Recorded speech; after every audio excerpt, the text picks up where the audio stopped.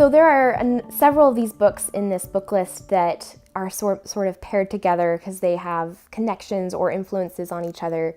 So two of them would be The Wanderings of Odysseus and Leapike Ridge. And The Wanderings of Odysseus itself is a retelling of a great book, of a classic, of the Odyssey. And then Leapike Ridge, the author there drew a lot of the storyline from the Odyssey. I'm not going to go into why, because we're going to get more into that in the course itself.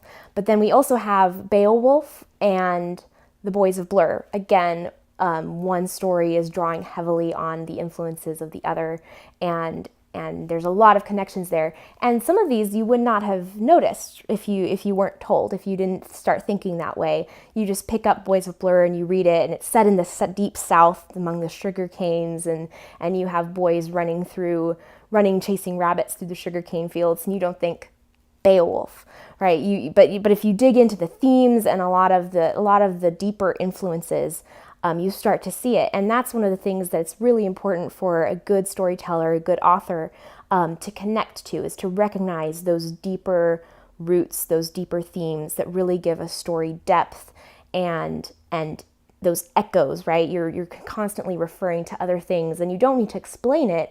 Just referring to it gives it a depth and a richness that wouldn't be there otherwise.